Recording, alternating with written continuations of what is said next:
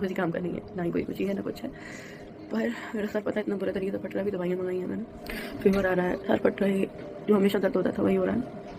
सबसे ज़्यादा कमी जो खल रही है ना, मुझे अंशु की खल रही है, ऐसा लग रहा है वो मेरे पास हो, घबराहट हो रही है, यहाँ पेन हो रहा है, ये बस एक बार आ जाए, वो मेरे पास आ जाए, मैं जाऊँगी। और उसकी मतलब मेरे पास कुछ चीज़ें रखी हैं जो मैंने बनवाई थी, वो मम्मी पापा जी ने उसको नहीं दी थी, तो मैं उनसे ले आई।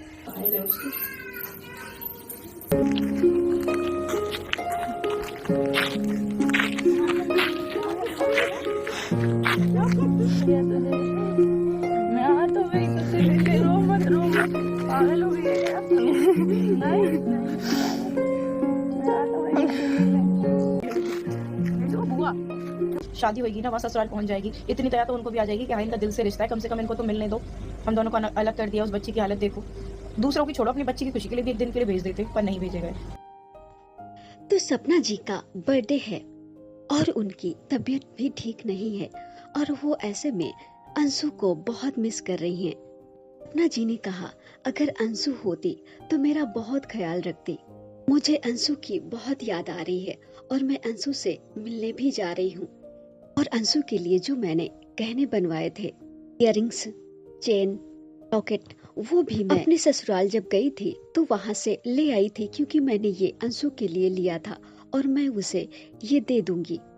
तो फाइनली सपना जी अंशु के गांव गई है और अंशु गांव के बाहर आई है सपना जी से मिलने।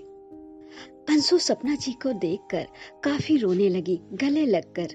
अंशु सपना जी के गले लगकर फूट फूट कर रोने लगी और सपना जी ने भी अंशु को गले लगाकर रोने लगी। अंशु ने आरू और आरोही को भी गले से लगाया। सपना जी ने अंशु को चेन भी पहनाई, इयररिंग्स भी पहना दी उसे।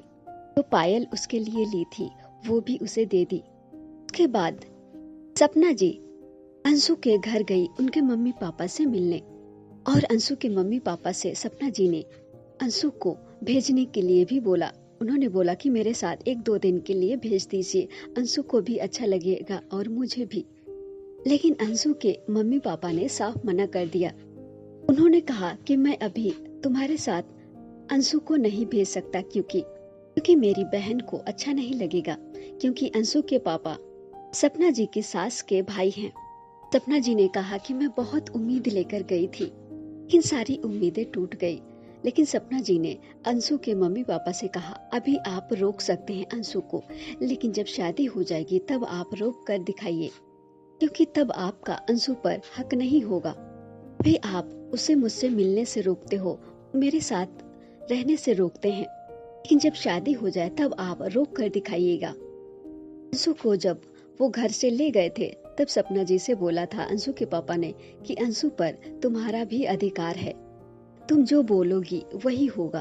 और अब वो अंशु से मुझे मिलने भी नहीं दे रहे हैं। अब मैं अंशु के गांव कभी भी नहीं जाऊंगी।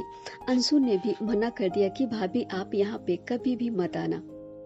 सपना जी ने बोला कि हम कभी तो मिलेंगे, हमारा भी अच्छा समय जरूर आएगा, हम कभी तो एक साथ रहेंगे। और सपना जी ने ये भी बोला अंशु के मम्मी पापा से कि आप अंशु के मम्मी पापा होते हुए भी उसकी खुशियों का ख्याल नहीं रखते। आप उसे मुझसे मिलने से तो रोक सकते हैं, लेकिन उसके दिल में जो मेरे लिए जगह है उसे आप नहीं निकाल सकते।